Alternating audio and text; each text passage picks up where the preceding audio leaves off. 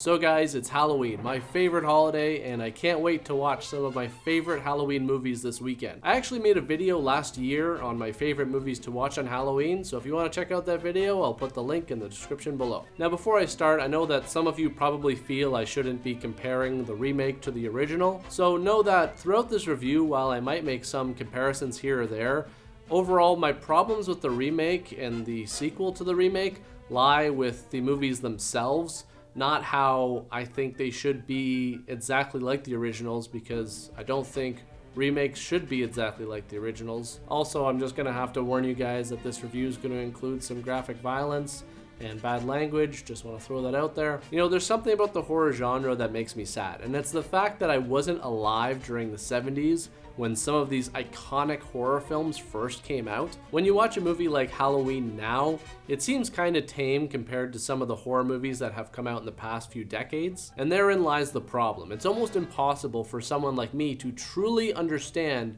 what it was like to experience this movie when it first came out. There were a lot of incredibly influential horror films that came out in the 70s, like Texas Chainsaw Massacre, the Amityville Horror, The Omen, The Exorcist, and that's just to name a few. And while it might not be the first slasher film ever made, many credit Halloween with sparking the intense popularity of slasher films in the decades to come. Now, I really liked the original Halloween. I think it was a great movie, and I respect how influential it was. But with all that being said, I don't think that it's a perfect movie. I think it's a very good movie, but when I decided to do this review, I knew that I should put my fandom aside and look at this whole thing objectively. Some of you may feel that I'm nitpicking with this, but if I'm gonna point out all the things I didn't enjoy with Rob Zombie's remake, I should point out the things that I didn't enjoy with the original as well. Now, there's not many of them, but I should mention them. Like in this scene where Laurie stabs Michael with the knitting needle. He takes the needle out of his neck and falls to the ground. Laurie has the knife at this point and thinks that he's dead, so she turns her back to him and then drops the knife on the floor. This also happens a second time when we find out that Michael wasn't dead and we have the iconic closet scene. Laurie stabs Michael and then throws the knife on the floor and turns her back to him again. Now, you did it the first time, fine,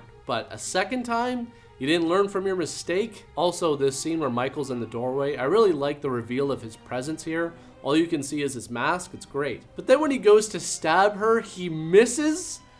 Come on. I have to be honest, I think this is kind of lame. It wasn't like she was dodging him or anything like that. She didn't even know he was there, and he still missed? I don't know, maybe the mask was obstructing his vision or something. And lastly, when Laurie is running over to the neighbor's house screaming for help and they basically just ignore her, those are really the only things I had a problem with. And while one could argue that things like that have since become cliches of the genre, I don't think that should shield them from criticism completely. Now, there are quite a few installments in the Halloween franchise, and I'll be honest with you guys again and say that I only really truly enjoyed a handful of them. The original, of course. I also do like Halloween 2. I don't think it's a amazingly awesome movie, but I do like watching it after I viewed the original. I also really enjoyed Halloween H2O, even though I wasn't the biggest fan of the hair and the mask in that movie, and at one point they even used a CGI mask in a shot, but nonetheless, I still really enjoyed it. I know a lot of people like Halloween 4. I think it's an okay movie. I'm not the biggest fan of it.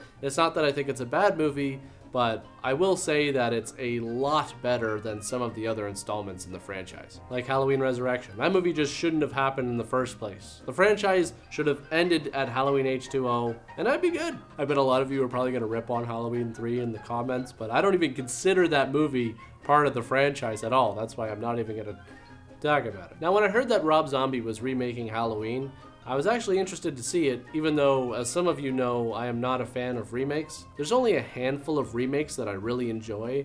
If I had to pick a favorite, it would probably be another John Carpenter movie, The Thing from 1982 with Kurt Russell, which of course was a remake of The Thing from Another World from 1951, which, by the way, is actually featured in this movie, in both the original and the remake, actually. I could probably make a whole video talking about remakes, but you know, this video is going to be as long as it is, so I'll just present you with this quote that pretty much sums up exactly how I feel about remakes. Remaking films that were already great is kind of stupid. I don't really see the point. I get it a little more when people remake films that weren't that great to begin with, but maybe were a really good idea conceptually. And do you want to know who said that?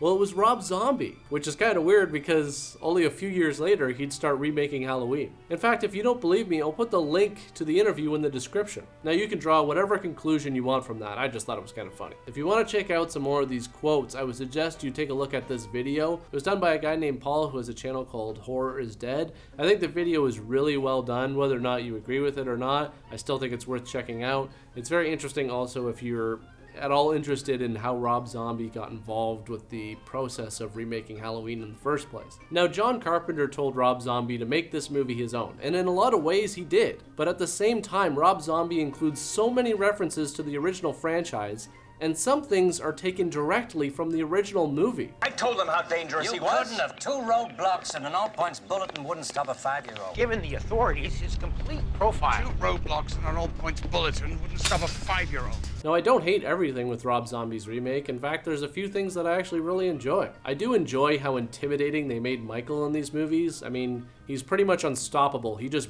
breaks through any obstacle that's in his way. I also really enjoyed the cinematography, but I actually didn't enjoy the fact that we're given a backstory to this character. I just don't see what the point of it is. Is it supposed to explain why he's going on this killing rampage? I thought he was just plain evil. I don't see why there's this need to go and tell the backstory for some of these legendary characters. Has anyone stopped to think that part of what makes these characters so interesting is the element of mystery? The original Halloween starts off with this incredible intro. The whole thing is shot from Michael's point of view, except the audience doesn't know who Michael is yet. When it's finally revealed that Michael is just an ordinary 6-year-old child, it raises the obvious questions. Why did he do it? What would possess him to murder a member of his family? We later learn from Dr. Loomis that Michael is pretty much possessed by evil. There's no humanity left in him. The idea that someone as young as 6 years old could suddenly be possessed by evil and go on a killing rampage trying to murder every member of his family is scary because it adds the element of the unknown. Michael Myers is the shape, void of the elements that define a person. He's a knife-wielding outline of a man who wears a blank white mask, displaying no emotion and makes little to no sound except the sound of his breath. Giving a 45-minute long backstory to this character helps to humanize him, and in my opinion, that removes a lot of the mystery from the character. It also makes the audience slightly sympathize with him in a way, and quite frankly, I don't want to, especially since Michael's goal in this whole movie is to murder an innocent person. I also think that spending the first 45 minutes of your movie developing the antagonist is a lot of time. Now, obviously, it's important to establish the antagonist. It helps to make an interesting story and conflict. But the protagonists are the people that the audience is going to connect to. We're only finally introduced to Laurie about halfway through the movie, which kind of helps to explain why I don't really care that much about her. Overall, I think my biggest problem with this movie is the writing. I'm not exaggerating when I say the first 5 minutes of this movie has writing so incredibly terrible, it was almost enough to make me turn off the movie the first time I tried watching it. It's so bad that it's laughable and could almost be mistaken for satire. Okay, we get it. Michael comes from a bad home. But do you have to beat us over the head with profanity-smothered insult after insult, rape threats, and references to masturbation and castration? Oh, and of course, don't forget the screaming baby and throwing the dishes around. I'm not joking, all of this is jam-packed into the first 5 minutes of this movie. But in a way, it's actually a good thing because now you know what to expect from this script. I don't understand why so many of the interactions have to be laced with profanity and sexual insinuations. It's just constant. I mean, is everyone in Haddonfield just some sort of white trash sexual deviant? Michael is now in the mental hospital, and of course the employees are assholes too, because why wouldn't they be? Yeah, the nurse who insults the child murderer for no reason and then turns her back on him. This is all very believable. I know this is a horror movie, but you have to include some realism in terms of how the characters conduct themselves. It has to make sense. This is just lazy writing. You wanted to give Michael an excuse to kill this nurse, so hey, why not just throw in an insult for no reason? That way, he almost has some sort of twisted justification for doing it, as if this is Dexter or something. The same thing happens here in the scene where Michael escapes. Apparently, the employees at this mental hospital moonlight as drunken rapists because why not? This is just so incredibly ridiculous, it's not even funny anymore. I understand this is a horror movie, and horror movies aren't exactly realistic, but like I said before, the actions of the characters have to be somewhat believable. I mean, we are so far out of the realm of believability at this point, it's amazing. These characters, I mean, it's like watching a cartoon. But remember, this is all necessary because it shows how Michael was able to escape. weak. And Laurie's interactions with her friends are no better. This dialogue, it sounds like it was written by either an angry teenager or by someone who just doesn't know how to write dialogue. It usually helps when you're writing for 3 characters to try and differentiate them somehow, but that doesn't happen here at all. I actually wanted to add that I think the scene where Michael kills the trucker and takes his coveralls really worked. In this scene where Annie is about to have sex with her boyfriend, Michael comes in, stabs him, and then attacks her. We then see her being dragged away by Michael, so it's pretty much safe to assume she's as good as dead. But then later when Laurie finds her, she's just covered in blood. So what happened? Why didn't he kill her? By the way, I just gotta mention that I found watching the ginger kid running from the house screaming for help was just hilarious. So anyways, Mike grabs Laurie and takes her to the basement of the old Myers house, and then he just shows Laurie this really old picture of them. Why? What is his motivation here? Is he trying to kill his family like he was in the original? If so, then what's the point of this? What does he get out of this? Is he trying to tell Laurie that he's her brother? Maybe he needs confirmation that they're actually related, because, you know, up until this point, he's been going after her on a hunch and descent.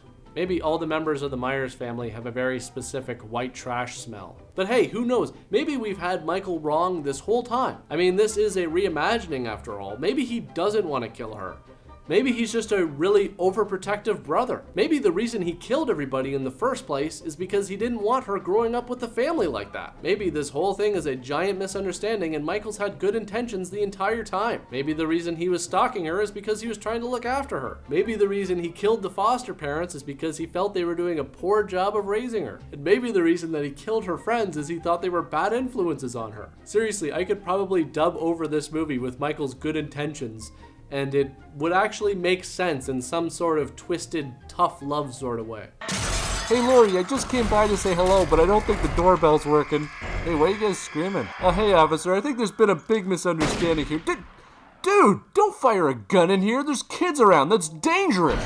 Anyways, Laurie, you shouldn't be inside on Halloween. You should be out having fun and making new friends. Seriously, I saw a party going on just down the street. The kids look like they're your age. It'll be fun. It's called socializing, Laurie. It's good for you. You know, I really don't know why you have to be so dramatic about this. F***ing teenagers, man. So this whole sequence is Laurie hiding in the house while Michael tries to crush Sam's skull, which I find kind of weird because you'd think he'd be pushing in his eyeballs while he's doing this, right? But he doesn't. In fact, Loomis is actually perfectly fine. So Michael manages to tackle Laurie all the way to the ground, and Laurie shoots him in the face. Now, this is definitely not the worst remake I've ever seen. It's also definitely not the worst Halloween movie I've ever seen. I think there were some elements to this movie that really worked, but overall, I didn't find the movie very scary. I also feel that John Carpenter was able to create suspense in the original movie, and that's something I felt that was lacking in this remake. Again, I'm not mentioning these things because I think the remake should be exactly like the original. All I'm saying is I think horror movies work best when they're scary and they build suspense. And brutal violence alone does not create a scary movie. I have a lot more to say about this whole thing, but in order to do that, I have to talk about Halloween 2 or H2, whatever they want to call it. So be sure to check out my Halloween 2 review by clicking on the link at the end of this video because I have a lot more conclusions to make.